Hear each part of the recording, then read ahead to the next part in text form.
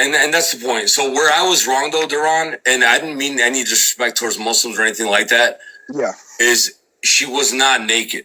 Okay. That's so you can see that though. That's but I didn't speak that in a way where I was trying to be ill towards it. You know what I mean? I spoke it presumptuously, which I shouldn't have done. However, he did lust after her, obviously. Yeah. Obviously, which is why what happened. And now Leafy, Jay, go ahead. Jay, do you have the hadith, or should Leafy bring up the hadith? I just found so History of Tabari, Volume 8, page 4. I have it in book form. I have it in book form right here. If you need me to bring it up, I've got a screenshot online. That I'm looking at, which says Zainab was in her chamber, undressed. Oh, so she was naked, so I was right. She was naked. Wait, Jay, so I was correct? Okay. Hey, guys, I thought I knew that. And this was according to Yunus Abd Allah ibn Wahb ibn Zayd, who said the Messenger of Allah had married Zayd bin Hariyat to Zainab bin Zash, his paternal aunt's daughter. One day, the Messenger of Allah went out looking for Zayd. Now, there was a covering of haircloth over the doorway, but the wind had lifted the covering so that the doorway was uncovered. Zainab was in her chamber, undressed, and admiration for her entered the heart of the Prophet. That's what I thought, bro. So that's not correct. Leafy got me. So Leafy got me confused for a minute. But Jay, thank you. And just for that, although I love Pakistanis more than Indians, you know what? If you're Christian, I love Indians and Pakistanis all together. Yalla. Hey, if you're Christian, I don't know what that got to do with it. I'm just joking around. But no, hey Jay, thank you very much for that. We gotta let Leafy respond to that. But so I was correct though, just to be. So I did not speak presumptuously though, Duran, right? No, you take back the confession. Well, I mean, because that's what I thought, bro. No, so let him respond. Don't interrupt him, please. Let him speak. Yeah, you're good. So what Jay just quoted from Yunus from Ibn Wahab from Ibn Zayd, and he says the wind lifted the curtain. She was on Prophet and fell into admiration. Right? That doesn't say she's naked. It just says that like she wasn't fully covered. That's what it means. That's not what it says. She was in a chamber undressed. Jay, I'm not. Okay. There's nothing in this hadith. That's fine. I'm just correcting you, bro. There's nothing in the hadith that says she was naked. When it says she was uncovered, it just means she wasn't dressed appropriately, meaning she's just wearing the clothes that she usually wears around the house. Doesn't mean she's walking around the house naked, bro. That's not what it means. So again, he was wrong. The hadith says nothing about being naked or anything like that, right? It just means that she wasn't dressed fully covered. She was just walking in her normal house attire because she wasn't expecting someone to come. That's all the hadith is saying, right? Now, this hadith in and of itself is weak to begin with. Ibn Hajar calls it weak. Ibn Hanbal says it's da'if. Yahya Ba'in says it's weak. And then Nasa'i says it's weak. And I'll put it up for you on Shamala. Yeah, let me just finish. Go ahead. Let me just finish. Yeah, no problem, bro. Yeah, the reason why it's weak is because one of the narrators, right, Muhammad bin Yahya bin Habban, right, he's weak according to Ibn Hajar in his Tahdib al-Tahdib. He has weak memory, and so therefore the chain is weak, and this is a weak report. Yeah. Okay, I was going to take it. Yeah, there's nothing weak about this report, by the way. What you were saying, yeah, there's nothing really weak about this stuff here. It's just whatever suits them, whatever hurts them suddenly becomes weak. Quite frankly, the entire hadith science, as I've told you, is all rubbish, right? Anyways, but if we just look at the book, the History of Tabari, Volume 8, page 4, he just lied to us, right? Leafy has this habit, right? Zainab, he just read this, was in a chamber. He skipped this word, undressed, which is naked. And admiration for her entered the heart of the Prophet. I don't know why he keeps on claiming that he's academic when he's nothing, but he always does this stuff. And then we have to go show this. Every time, so many times this guy will say stuff, just omit or skip and think like he's not going to get busted.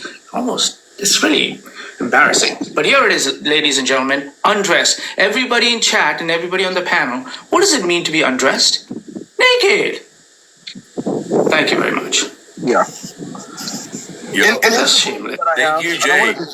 Here's the problem that I have with I mean, as far as my opinion in Islam, it's like everything that goes against what you guys believe all of a sudden becomes weak. Like it just to me, for the fact that watch this. A lot of stuff in the Quran and in the, or at least in these hadiths, The reason why I have a problem, a big problem, is that you have a whole bunch of scholars saying a whole bunch of things and we don't know who's credible and who's not. But all of a sudden now we need later scholars to tell us which hadiths are actually reliable. Exactly. That's a problem. And That's not Leafy, a problem. Leafy, with all due respect, 1 second. The whole purpose of this is also to identify the fact that Allah condemns adoption. Right. That means that because of Muhammad's lust after his adopted son's wife, you can no longer adopt in Islam. You can care for an orphan, but you can never give them your last name or give them the same inheritance that you would give your biological children. And because of that, forever, for 1400 years, there's been children now without being able to call somebody their mother or father, or vice versa, in these Sharia known lands. So would you right? And So Jay, this was changed because of this. That's fine, but that's not the point that I came here to speak about. No, I understand. Leafy, I just 1 second, Habibi, 1 second. Adoption was condemned by Allah because of Muhammad, correct? That's wrong. Yeah, so adoption was. I know, but shouldn't that raise up a red flag to you? You gotta let him respond though. Yeah, I'm sorry, Duran. I'm sorry, Leafy. I don't mean to. This is crazy. I want to ask. I got questions after you, Albert. This is huge. No, go ahead, brother. But that's what I'm saying. Abrogated adoption because of Muhammad. He made a decision based on someone that's created. And his love. Darren, I don't know if you've like read any like tafsir tradition or you've read any of the biography of the This Prophet. is all new to me. Well, that's why you find that strange, brother, because the Prophet is constantly, when he does an action, Allah sends down revelation based on his action. In fact, it's a whole literature. It's called Asbab al-Nuzul, the reasons of revelation, and often it's because of the action of a prophet or the action of a companion. God sends down revelation. So in this case, there's an action that's committed, and because of that action, God sends a ruling that abrogates a previous ruling. So I don't know why you find that like so crazy. But if I could just finish, Albi. So the hadith that you quoted, Akhi, is weak. Ibn Hajar says it's weak. If you give me a big screen, I can literally. Oh yeah. Hey, did you mute your? Hopefully you didn't mute yourself. I don't have camera, but I can just show you. I can just read from Shamela. Okay. So Abdurrahman ibn Zayd as-Salim is weak. Al-Dhahabi says he's weak, and he has weak memory, and he's known for fabricating things. And the chain that it's not letting me use my camera because I don't know why, but basically it's weak, and it's also marfu' to the Prophet. It's disconnected. It doesn't even go back to the Prophet or an eyewitness. Substantiate why it's weak.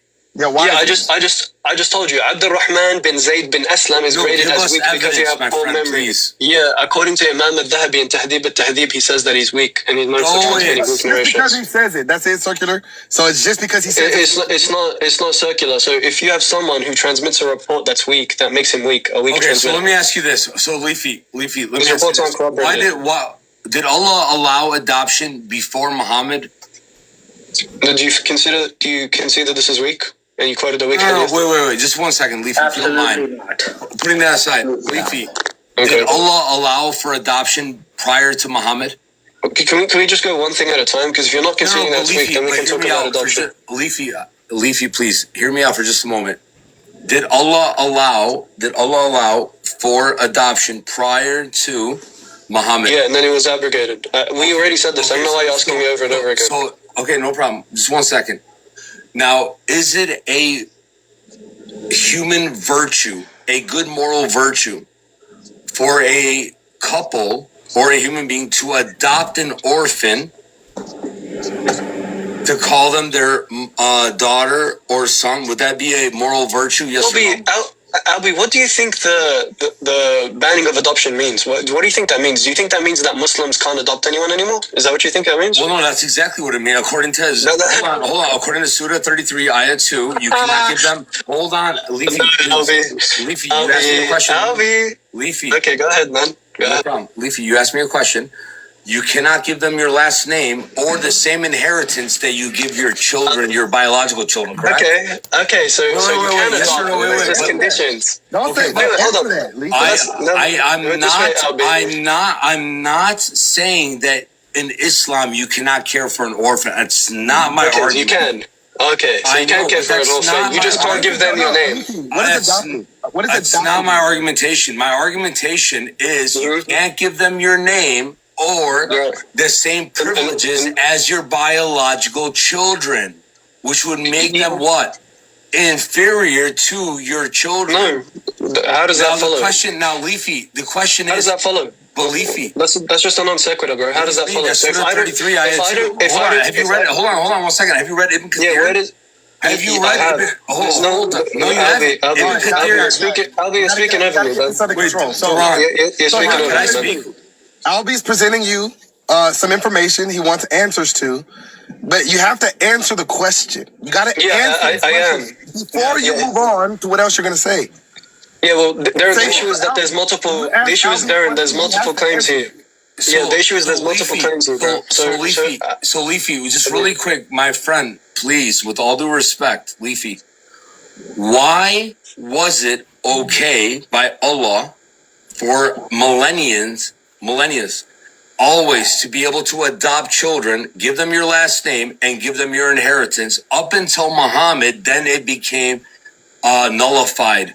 Why, when the time of Muhammad came, was adoption then abrogated? What reason? And now, hold on. Okay. And is it a... Just let me know when I can answer, bro. But let me finish. We gotta let him respond. We gotta let him respond. Of course, but let me just finish asking the question. So, was Allah wrong for thousands of years allowing adoption, then stopping it because of Muhammad? Or was he right and the rest of humanity was wrong for adopting children, but when Muhammad came around, he then abrogated adoption?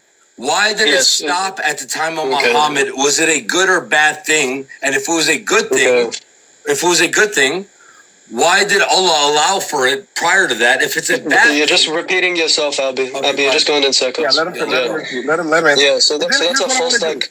Once you guys get to a theological conclusion, I want to run an argument on you to see if maybe you, of all people, can hold up against this argument that we've been running for like... No worries, Darren, you're good, man. So, Albie, that's a false dichotomy. In exactly the same way, when Jesus abrogates the Old Testament and he says, an eye for an eye and a tooth for a tooth, but I say unto you, if someone gives you the left cheek, give him the right cheek, etc.